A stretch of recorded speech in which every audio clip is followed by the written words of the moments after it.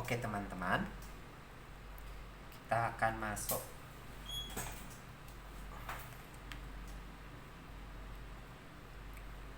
masuk ke part berikutnya, yaitu akan membahas tentang teori pelanggaran harapan, expectancy violation theory.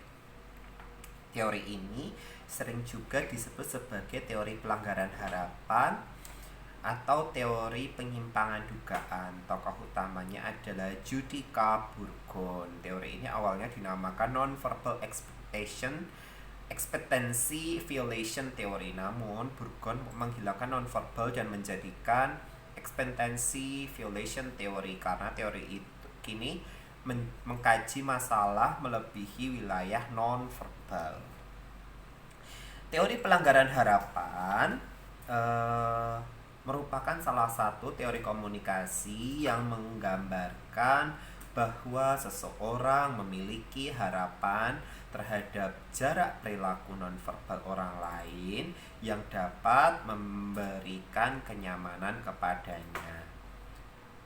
Jadi kurang lebih kayak perilaku nonverbal seseorang itu dalam jangka jarak berapa meter itu dia akan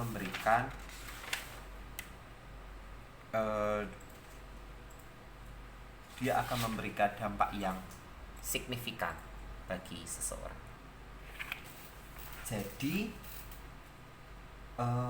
jarak seseorang itu pada akhirnya akan berpengaruh terhadap kenyamanan seseorang. Nanti kita akan bahas pada slide berikutnya. Apa yang dimaksud dengan jarak seseorang tersebut akan mempengaruhi kenyamanan orang lain? Teori ini menjelaskan bahwa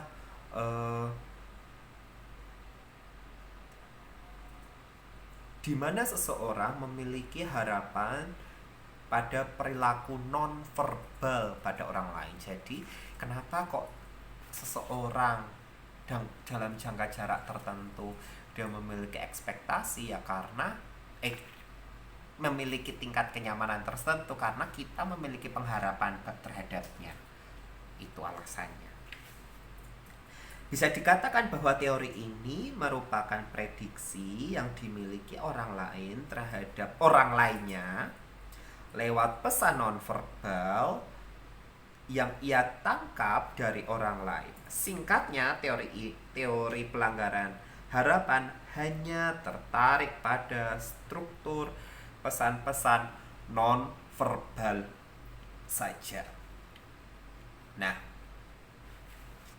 selanjutnya teori ini dipandang sebagai dua persepsi, yaitu positif dan negatif, tergantung persepsi si penerima terhadap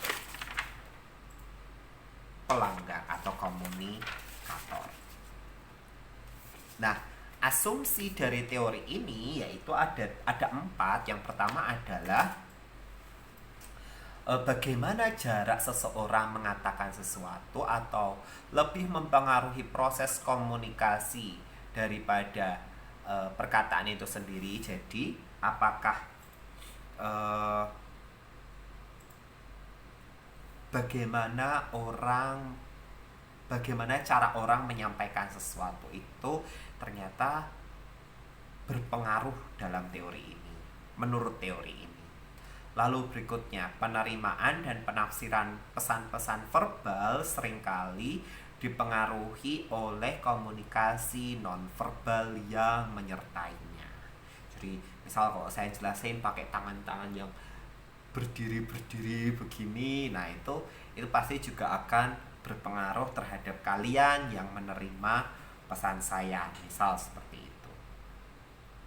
Yang ketiga adalah salah satu perilaku komunikasi nonverbal yang sangat mempengaruhi komunikasi interpersonal. Jadi seperti tadi saya jelaskan bahwa komunikasi nonverbal dia sangat mempengaruhi komunikasi interpersonal atau jarak yang terjadi di antara komunikator dan komunikan.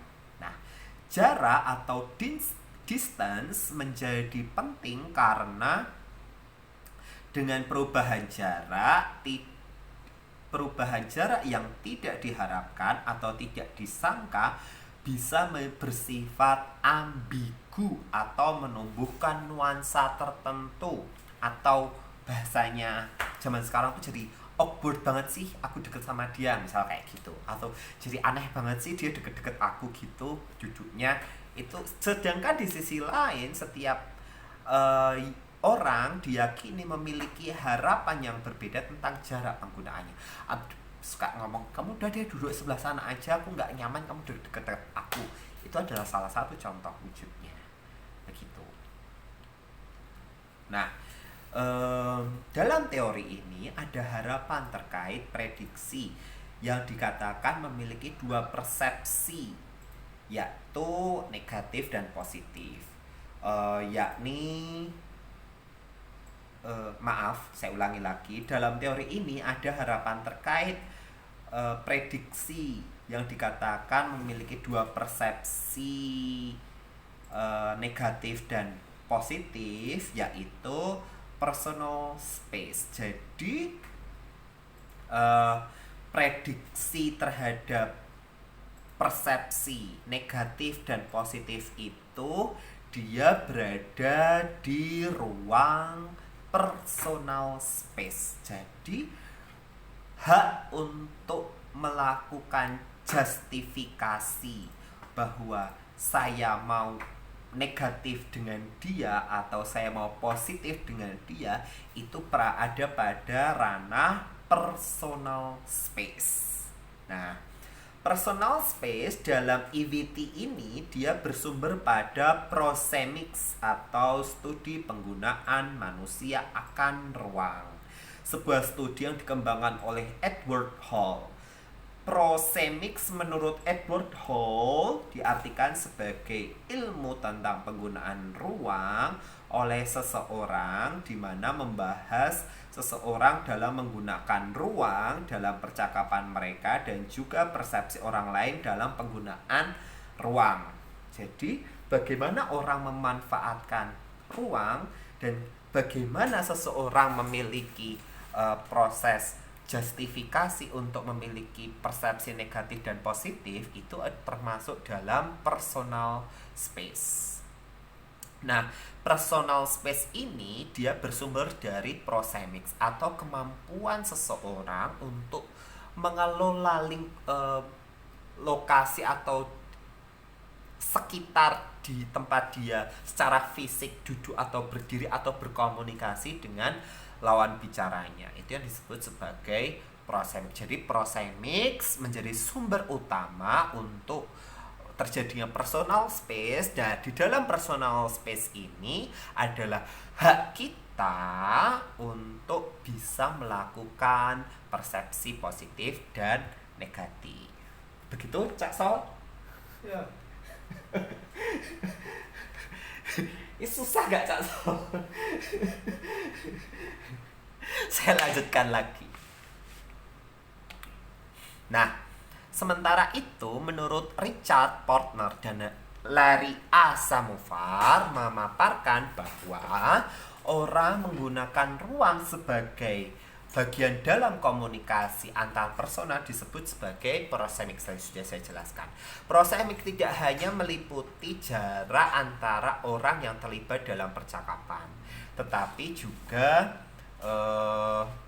orientasi fisik mereka. Kita mungkin semua tahu bahwa orang-orang Arab dan orang Amerika cenderung berinteraksi lebih dekat kepada sesamanya daripada orang-orang Amerika Utara. Penting disadari bahwa orang-orang dari budaya yang berbeda memiliki cara berbeda untuk menjaga jarak ketika bergaul dan selamanya dan dengan sesamanya. Jadi dalam konteks ini adalah bagaimana prosemics ini dia melahirkan personal space, dan itu akan menentukan bentuk interaksi yang terjadi di antara mereka. Kurang lebih seperti itu. Nah, bila kita berbicara dengan orang yang berbeda budaya, kita harus dapat memperkirakan pelanggaran-pelanggaran yang akan terjadi, menghindari pelanggaran-pelanggaran tersebut, dan meneruskan interaksi kita tanpa memperlihatkan reaksi permusuhan.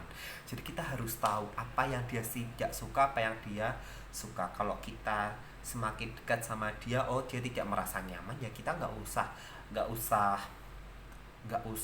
dekat sama dia, nggak ada skinship, jangan sampai ada orang yang suka, ada orang yang nggak suka, ada yang orang yang harus touching dulu, ada yang enggak. Tergantung mereka seperti apa, itu yang harus diketahui oleh komunikator.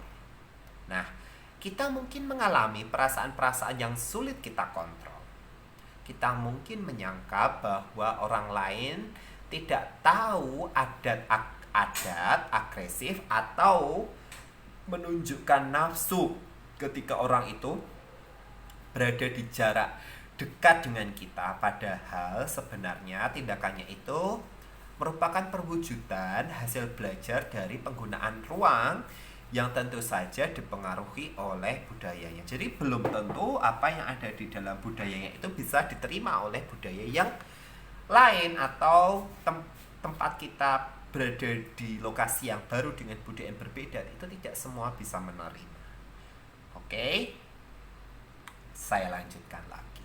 Studi yang dilakukan oleh Hall, ada 4 prosemix atau kemampuan tadi dalam mengelola lingkungan sekitar kita, yaitu ada 4 level yang kita harus pahami dalam melakukan interaksi. Yang pertama adalah jarak intim. Jarak intim itu jaraknya hanya sampai setengah meter. Itu kalau kita sudah benar-benar dekat sama dia, misalkan sama pacarnya, atau sama pasangannya, atau sama best friendnya, itu bisa dikatakan sebagai jarak intim, yaitu 0 sampai 0,5 meter. Lalu ada yang disebut sebagai jarak personal. Jarak personal adalah misal 0,5 sampai setengah sampai 1,2 meter. Ini misal kalian masih ada hubungan family, tetapi kalian tidak terlalu dekat dengannya. Misal kalian sama saudara ipar kalian, itu kan kalian saudara tapi tidak terlalu dekat. Nah, itu bisa jadi dikatakan sebagai jarak personal atau sampai 1,2 meter. Berikutnya ada yang disebut sebagai jarak sosial, yang itu ada diantaranya meliputi 1,2 sampai 3 meter, di mana jarak ini dia meliputi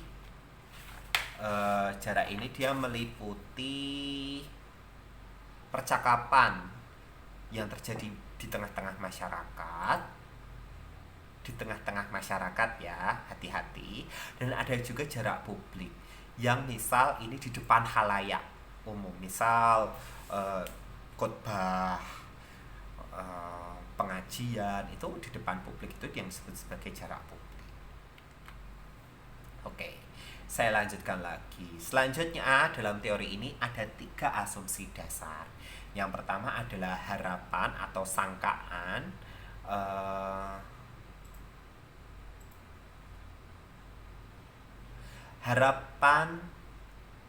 Harapan dan atau sangkaan mengarahkan pada harapan terhadap interaksi manusia. Dengan kata lain, harapan mendorong terjadinya suatu interaksi. Harapan adalah perilaku yang diantisipasi dan disetujui dalam sebuah percakapan dengan orang lain. Menurut Burgon dalam artikel Marci Russo yang berjudul Expectancy Violation Theory based on research of Judy Burgon, bahwa orang tidak memandang perilaku orang lain secara acak. Mereka memiliki harapan bagaimana orang seharusnya bisa berpikir dan berperilaku. Jadi mereka intinya harus sadar diri. Itu yang poin nomor pertama. Yang kedua adalah sangkaan adalah hal yang dapat dipelajari. Jadi harapan terhadap harapan seseorang terhadap bahasa nonverbal seseorang dapat dipelajari, baik berdasarkan pengalaman berinteraksi maupun dengan pendidikan yang dia dapatkan. Jadi kita bisa lihat apakah dia suka atau tidak suka, nyaman dan tidak nyaman, itu bisa kita pahami juga di sini. Nah, berikutnya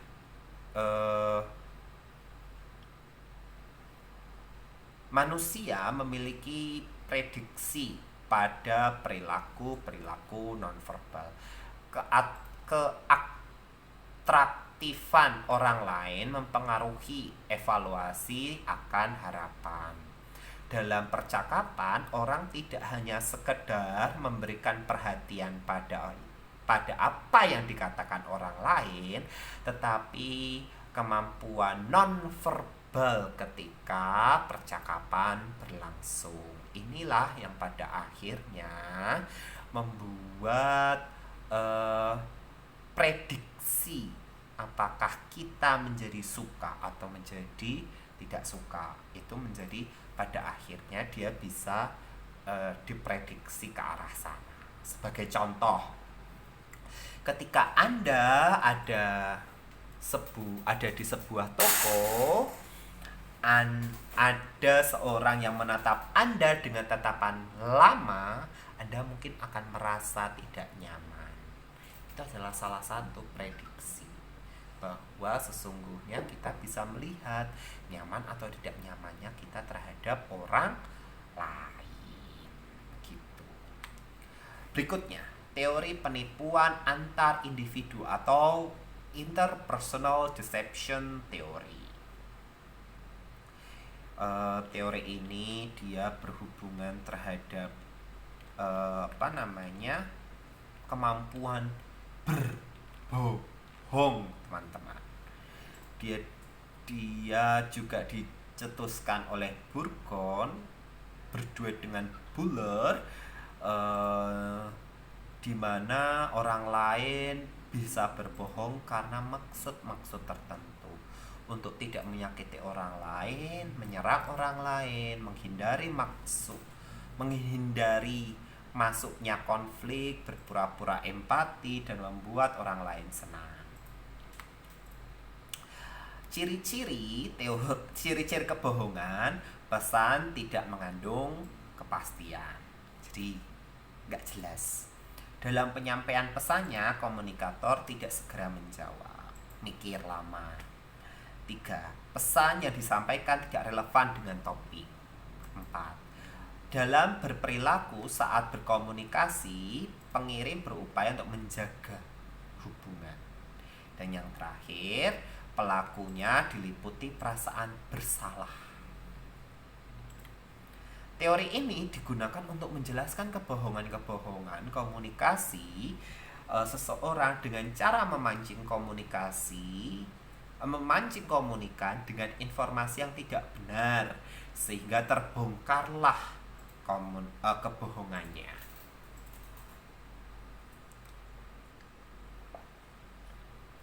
Dengan teori ini sangat sulit untuk meramalkan peristiwa-peristiwa yang telah terjadi pada alam pikiran manusia. Artinya, apakah seorang melakukan kebohongan atau tidak itu akan sangat susah diramalkan.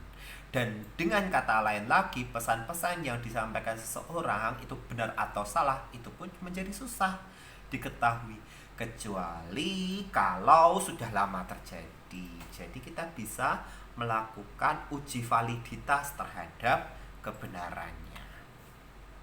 Teori ini sangat berguna bagi seseorang yang mencoba melakukan muslihat atau berpikir bahwa seseorang melakukan muslihat kepada orang lain. Teori ini membantu melihat ke belakang pada situasi yang telah berlalu guna mengevaluasi peristiwa atau perilaku komunikasi verbal ataupun nonverbal dengan bertujuan apakah seorang telah melakukan kebohongan atau tidak. Setiap orang pernah berbohong dan juga dibohongi. Asumsi-asumsi pada teori ini ialah kebohongan tidak beda dari bentuk-bentuk komunikasi lainnya. Bahwa umat manusia memang berorientasi pada tujuan makhluk menyesuaikan diri. Maksudnya, asumsi yang pertama ini adalah komunikasi mereka, apakah itu jujur atau bohong, dimaksudkan untuk memuaskan tuan rumah atau komunikan mengenai tujuan-tujuan yang mereka inginkan. Dan mereka pun juga untuk memenuhi perasaan-perasaan atau emosi-emosi yang diharapkan diterima secara sosial, memelihara keserasian hubungan, memudahkan arus percakapan, dan meyakinkan orang lain untuk menerima gagasan dan usulan-usulan orang. Ini biasanya penelitian-penelitian yang menerapkan teori ini biasanya dia ada kaitannya dengan relasi keluarga, entah ibu dan anak, suami istri, perkawinan, pernikahan, ataupun hubungan antara guru dan siswanya. Dia bisa menerapkan interpersonal deception theory. Jadi apa selama mereka ini melakukan kebohongan dan tidak, itu menjadi pilihan dari mereka. Nah, asumsi kedua adalah pengelolaan informasi adalah penting bagi komunikasi. Orang dapat bersembunyi, mengubah, salah paham dalam menggambarkan, mengaburkan, dan menghindarkan penyampaian informasi dalam komunikasi, sehingga mereka bisa memanipulasi kebenaran, kelengkapan, arah, relevansi, personalisasi tentang pesan-pesan mereka. Maksudnya adalah teori ini menekankan pada pengelolaan informasi seseorang itu menjadi signifikan terhadap orang lain. Untuk apa? Untuk dia bisa memutuskan untuk berbohong atau jujur gitu. Dan asumsi ketiga adalah teori IDT memahami penerima pesan merupakan partisipan aktif. Partisipan aktif ketika kisah-kisah bohong yang mempengaruhi perjalanan waktu mereka dan hasil akhir. Maksudnya adalah partisipan aktif dalam kisah-kisah bohong mempengaruhi perjalanan mereka hingga hasil akhir. Jadi artinya adalah kemampuan penerima untuk meng-cross-check kebenaran informasi yang didapatkan pada akhirnya itu akan menentukan kualitas perjalanan waktu mereka dalam mengarungi interaksi terhadap orang tersebut. Jadi misal kemampuan penerima untuk melakukan partisipasi secara aktif itu akan mempengaruhi kemampuan seseorang untuk menentukan kualitas relasi yang terbangun antara komunikator dan komunikan tersebut. Begitu kira-kira. Nah, para penerima merupakan pemroses informasi aktif yang menerima pesan yang tidak serta-merta. Jadi kurang lebih dia akan melakukan filter, dia akan melakukan interpretasi, dia akan melakukan kategorisasi terhadap pesan-pesan yang disampaikan. Nah, keadaan yang tidak menyenangkan, kewaspadaan apabila kecurigaan mereka dibangkitkan, serta berbagai macam umpan balik yang dapat menimbulkan keraguan-raguan, maka mereka dapat membuat diri mereka menjadi lebih waspada dan aktif. Jadi kalau ada sesuatu hal yang nggak match sama mereka, itu pada akhirnya akan meningkatkan kualitas diri mereka untuk tidak lagi mudah dibohongi. Nah, apa ciri-ciri dari teori ini? Ada dua. Yang pertama adalah konteksnya itu berurusan dengan antar aktivitas dan tuntutan-tuntutan tugas. Antar aktivitas mengacu pada apakah pertukaran pesan bersifat saling tergantung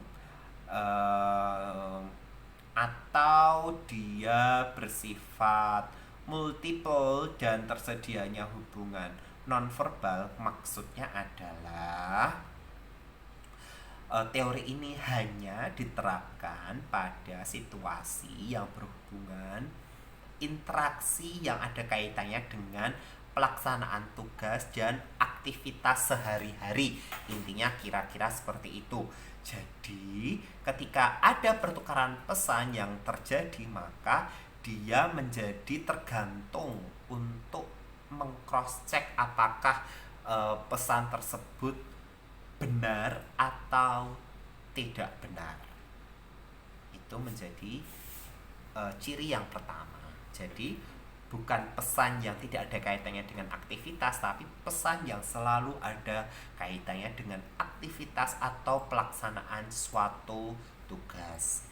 Dan yang kedua adalah meminta perhatian pada hubungan antara komunikator dan komunikan sebagai pengaruh yang penting di mana para partisipan bisa berpikir dan berbuat atau mengambil keputusan.